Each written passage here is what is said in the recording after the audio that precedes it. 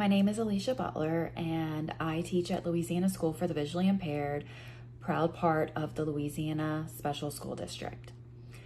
As a teacher, I am most passionate about accessibility, educational technology, and empowering students with visual impairments to become independent learners and self-advocates.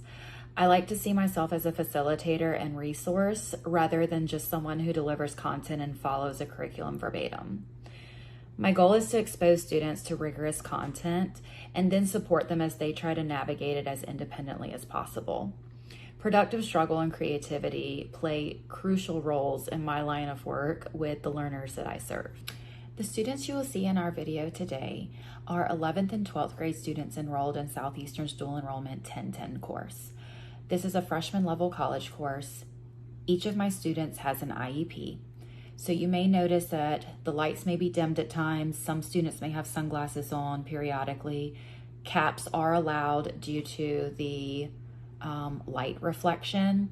And there are a lot of high contrast materials or large screen technology devices, braille notes, etc. One student is fully blind and also has significant hearing impairments. The task and student work you're going to see today focuses around planning and self-evaluation for a film analysis essay, which is the last module of this course. In the module, students have to analyze a film using cultural context and cinematic techniques, supported by the university's database with 3 to 4 sources. While Southeastern only has a general writing rubric, I did align our work to LDOE's ELA writing and analysis expectations, and we refer several times to LDOE's literary analysis task rubric. The objective for the lesson for students today is to analyze the professor's expectations and guidelines, identify the skills and knowledge needed for success, evaluate their own mastery, and then create a personalized day-by-day plan of action to complete the essay with fidelity and with hopefully ending up with an A. This lesson was intentionally taught over 2 days to allow for time for reflection, pacing, and independence. The student work you'll see is the self-evaluation process when students are having to evaluate their current readiness to write this essay. Preparing for this lesson, I had to intentionally use UDL to ensure that students had options and full accessibility. I reformatted course documents, both in large print, digital, and Braille access. I created an accessible planning template that not only needed to be in Word and Google Doc format, but it also needed to be accepted and compatible for my blind students' Braille note. One key feature that you'll see is our traffic light evaluation system that I've developed over the years. It's redesigned this time though as a tactile graphic so that our blind students can fully participate independently and track their progress in real time without needing their sighted peers to help. For me, the goal is very simple. If a student can do it, then they should be able to do it independently, and it's our job or my job to give them not just the tools, but the right tools. We need, what is next? What do we need to do with those things? Evaluate. Thank you, Jay. We need to evaluate ourselves, specifically our skills. So based on the to-do list that you came up with, so we have evaluate and create left. So the next piece for evaluating, I know that you've used our red light, green light strategy before, but I want you to go ahead and evaluate yourself as either being green, yellow, or red. So what I want you to do is I want you to take the criteria and the components that you found in those 3 documents, and now you're going to categorize them as do or skills or know as content, and then we're going to color code them based on how you feel you are with that component or that criteria. To your right, let's go look at the poster. Okay, so your green circle is your clear, right? Your smooth, and then you have your skills on your left, and you have your content on the right. So in that, now as you start evaluating yourself, guys, I y'all have done this before, so if you want to go ahead and start putting your sticky notes up on the poster, you are more than welcome to. Jay, we're just gonna try to get these done first, and then I'll let you go up there, so then you're not bumping into everyone. Yes? Is there a limit that you want for each one? There's not a limit for each one, but I know what I did was I kind of tried to figure y'all out myself based on what I know about you, and I think I came up with maybe 10 to 15 descriptors, components, criteria. So probably in that range. As long as you're in that range, you're good.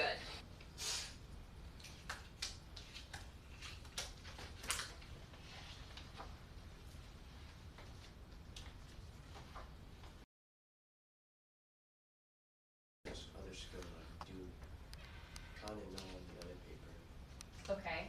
And then are you going to do that separately for your content as well? Because it's your content too. Okay, so I'm looking at your analysis breakdown when you annotated your rubric, right? Okay, and in the rubric, I saw that you had noted the theme and the cultural context, and then the cinematographic techniques, right? Okay. For cinematographic techniques, though, that's probably knowledge and skills, right? Because you got to be able to do it, and you got to know and understand those. So you could make 2 separate notes for that, and So both of those would be red lights, right? Yeah. Okay.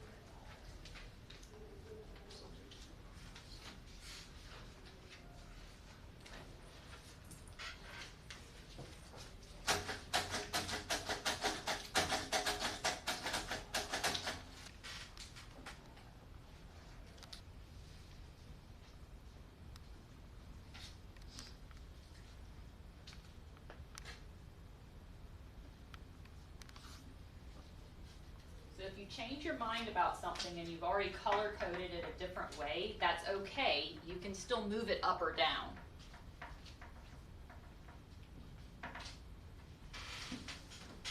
Color code is not the end all be all.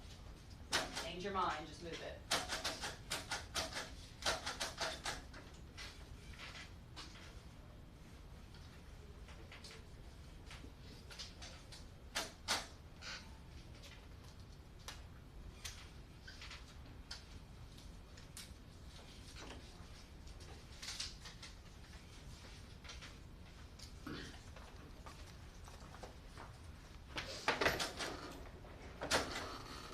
Here's what we're gonna do.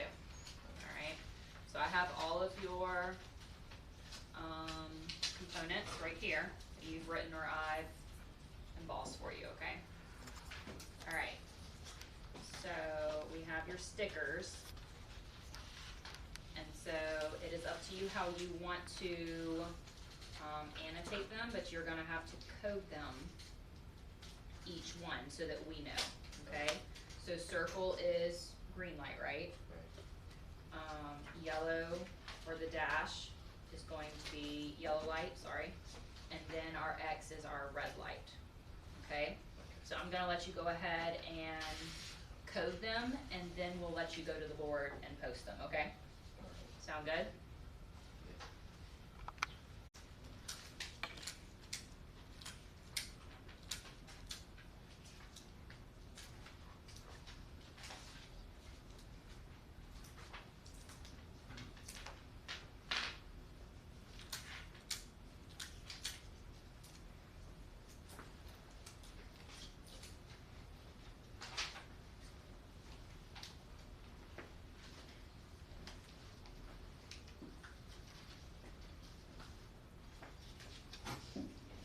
And as you finish them, you can hand them to me, and I'll go ahead and put tape on them for you. You know where to stick them.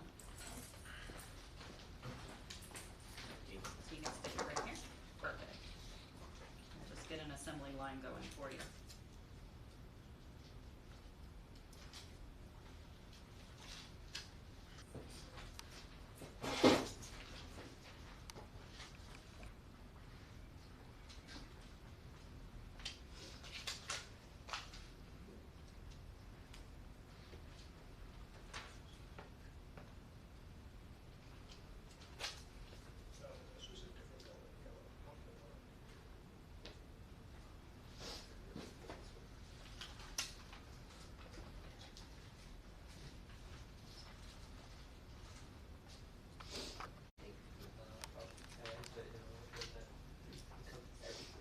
I know some of y'all are still working, but I do like how Kamari is looking over the next step of our plan with the calendar handout for our create.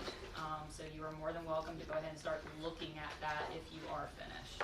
Oh, And so now you have your yellow. So Wyatt's going to slowly give you all of your skills and content, but you're going to have to place them, okay? so I have to put it like, so I put it like, if I put it right here, That's red. I put it over, I put it, That's your red what? I don't know, Yes, red light, but what side is it on? it's just the skill side. That is the skill side. Very good.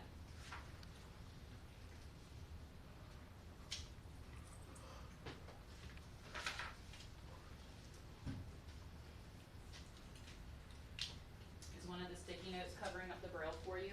Try to see which one you're good at. Okay. Oh, this one, right.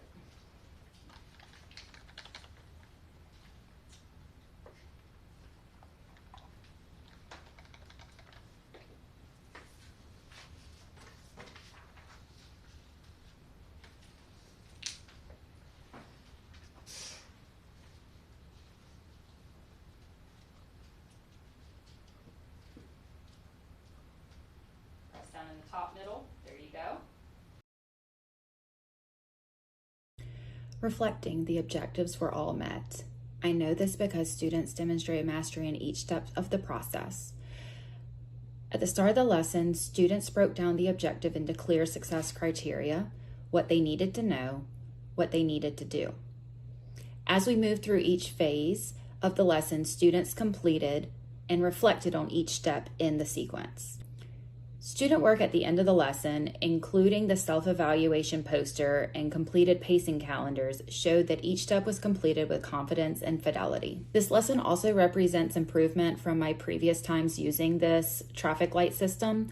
While I've used the traffic light evaluation system before, this was the first time it was fully accessible through tactile graphics, letting all students participate. The main adjustment I would make moving forward is continuing to build student efficiency with tactile tools, such as creating and managing their Braille sticky notes more quickly. This is going to improve with pacing over time and repeated practice. After the segment shown in the video, my students used their individualized plans to guide the remainder of their unit. They scheduled peer reviews, writing center visits, submission deadlines, and checkpoints with me. This process also encouraged students to self-advocate by clearly communicating their needs and requesting specific supports from me and their professor. Overall, this lesson reflects my commitment to designing instruction that prioritizes accessibility, independence, and student ownership. I wanted to ensure that all learners can successfully navigate rigorous college-level work. The traffic light evaluation system has fostered independence and accountability, not only in the individual learner, but also within my class. Knowing each other's strengths and weaknesses has only made our class discussions, lectures, and peer reviews even more successful. It also has greatly impacted my ability to learn and track my students' growth and progress throughout a unit. The tactile graphic has also empowered my blind students to be confident in their ability to truly perform individual work alongside their low vision peers. Most importantly, this lesson segment highlights what my students can do when they're given the opportunity and the right tools, something that many VI kids are not equally provided. Through technology-based learning and intentional accessibility, students who are blind or visually impaired are analyzing complex texts, planning college-level writing, and advocating for themselves. That level of independence does not happen by accident. It's built through months or even years of mutual respect, teacher to student and student to student relationships, and finally, creative and deliberate accessibility first instruction that is also user-friendly.